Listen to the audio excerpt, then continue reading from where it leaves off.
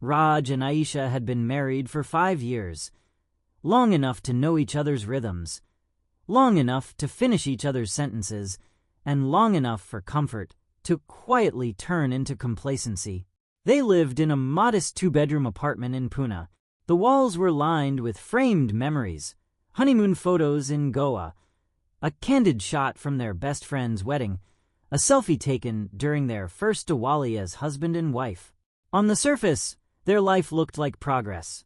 Stable jobs, a car bought on EMI, weekend dinners out, dreams of upgrading to a bigger flat someday. But inside the home, something had shifted. Raj worked as a senior analyst in a demanding corporate firm. His days were packed with deadlines, unpredictable clients, and a manager who believed pressure was the best motivator. He carried that stress home every evening like an invisible backpack that grew heavier with each passing day. Aisha, on the other hand, worked part-time as a freelance graphic designer. She had flexible hours and an eye for aesthetics. She loved beautiful things, branded handbags, artisanal candles, designer cushions. To her, these weren't indulgences. They were little rewards, proof that life wasn't just bills and responsibilities. One Tuesday evening, Raj came home later than usual. His shoulders sagged as he dropped his laptop bag on the sofa. Aisha looked up from her phone. "You're late." "Client call ran over," he muttered, loosening his tie. They changed the entire brief. Again, she nodded absently, scrolling through an online shopping app. "That's your job, Raj." He sighed. "I know. It's just exhausting. I feel like I'm constantly fixing other people's messes." He expected sympathy, a hand on his shoulder, maybe a simple, "That sounds hard." Instead, Aisha put her phone down and said sharply, "Stop complaining. Fix yourself." The words hung in the air like a slap. Raj blinked. "What?" "You're always stressed, always tired, always talking about how hard your job is. If it's so bad, do something about it. Take a course. Switch companies. Manage your time better. Just fix yourself." Her tone wasn't cruel, but it was impatient, dismissive. Raj felt something tighten in his chest. "I wasn't asking you to solve it," he said quietly. "I just wanted to talk." "Well, I'm tired of hearing about it," she replied. "Negativity spreads." Silence followed, thick and uncomfortable. Raj went to the bedroom early that night. He lay awake, staring at the ceiling fan as it rotated lazily above him. Her words replayed in his mind. "Stop complaining. Fix yourself." Was he complaining too much?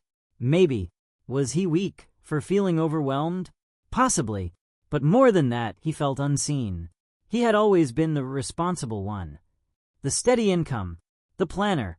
The one who calculated EMIs before making purchases. He rarely said no to Aisha when she wanted something, an upgraded phone, a weekend trip, a new dining set, because the old one feels dull. He justified it as keeping her happy. Yet tonight, for the first time, he wondered, when did his stress become an inconvenience? Across the hall, Aisha lay awake too. She told herself she hadn't meant to be harsh. She just hated the constant negativity. Her father had been like that, always talking about work stress, financial struggles, sacrifices. It had made her childhood feel heavy. She didn't want that energy in her marriage.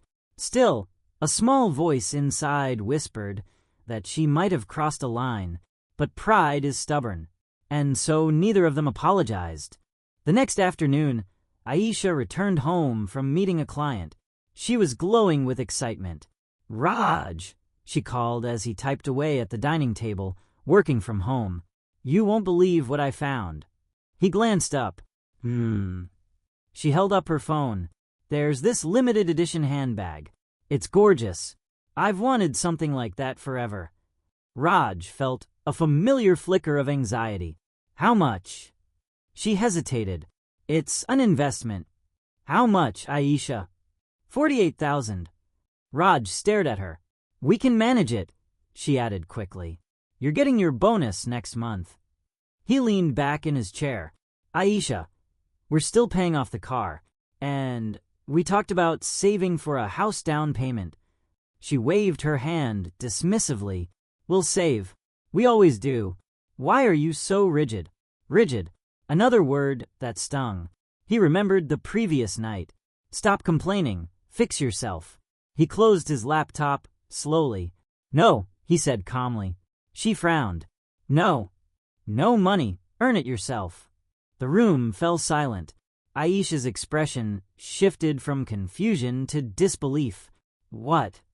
If you want a 48,000 rupee handbag, earn it, Raj said, his voice steady. Take on more clients. Raise your rates. Do whatever you think I should do when I'm stressed. Her face flushed. That's not the same thing. Isn't it? He asked quietly. Yesterday, when I said I was overwhelmed, you told me to fix myself. So I'm saying the same thing. If you want something, fix it yourself. Aisha felt her chest tighten. It wasn't the refusal that hurt. It was the mirror. She saw herself in his words, dismissive, impatient. You're being petty, she said. Maybe, he replied. Or maybe I'm just tired. She stormed into the bedroom, slamming the door. Raj exhaled deeply. He hadn't raised his voice. He hadn't insulted her. But the message had landed. For the first time in years, he hadn't absorbed the pressure quietly. The next few days were tense. They spoke only about essentials, dinner plans, laundry, bills. Aisha didn't mention the handbag again, but she found herself scrolling through her bank statements late at night.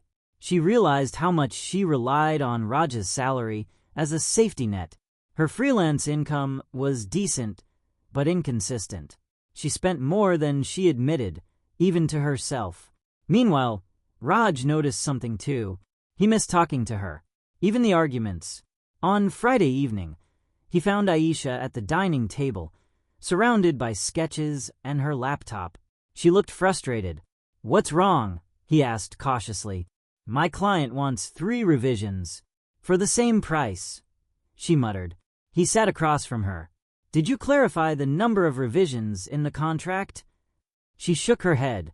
I didn't think it would matter. He nodded slowly. It matters. She looked at him, expecting criticism. Instead, he said gently, You're good at what you do, Aisha, but you need boundaries. The word landed softly. Boundaries. Something neither of them had practiced well. She hesitated. Why didn't you just say no to me before? About money. I didn't want to disappoint you. And now I don't want to disappoint myself. That hit harder than any argument. Tears welled up in Aisha's eyes, surprising both of them. I didn't realize I was making you feel like that, she whispered. Raj's voice softened. And I didn't realize I was turning into a walking complaint machine. A small, fragile smile passed between them. The tension didn't disappear instantly, but something cracked open. They began talking. Not accusing, not defending, just talking. About stress, about money, about expectations they never voiced. Aisha admitted she equated spending with freedom. Growing up in a financially tight household had made her crave the feeling of not worrying. Raj admitted he equated providing with love. If he couldn't give her comfort, he felt like he was failing. They realized they were both reacting to old fears, not to each other. Change didn't happen overnight, but it began with small decisions. They created a shared budget spreadsheet, something Raj had suggested many times before, but this time Aisha participated willingly. They agreed on a personal allowance each month, money they could spend without explaining or justifying. Aisha took on 2 additional clients and raised her rates slightly. It terrified her at first, but when one client agreed without hesitation, she felt a surge of confidence. Raj enrolled in a weekend leadership course he'd been postponing for years. Instead of complaining about his manager, he began focusing on skills he could control. They also made a new rule: no dismissing each other's feelings. If one vented, the other would ask, Do you want advice or just support? It seemed simple, but it changed everything. One night, as they sat on the balcony watching the city lights flicker below, Aisha said softly, "I'm sorry for what I said that night." Raj squeezed her hand. "I'm sorry for how I said what I said too." She smiled faintly. "But it worked." "Yeah," he chuckled. "It did." She leaned her head on his shoulder. "I don't want us to grow against each other." "Then we won't," he said. "We grow together. Or not at all."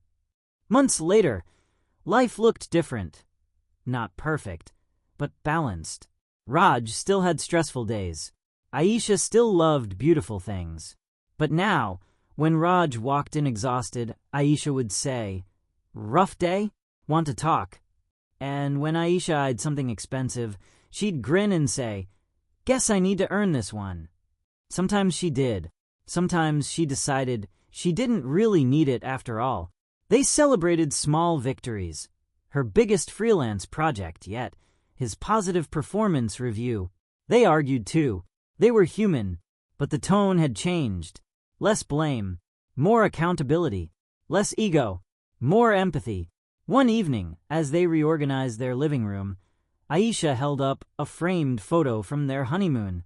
"Remember how we promised we'd always be on the same team?"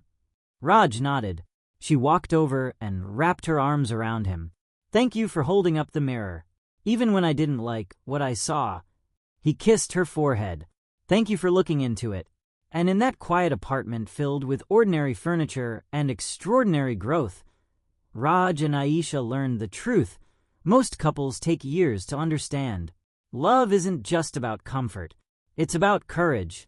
The courage to speak honestly, the courage to listen, and the courage to change, together.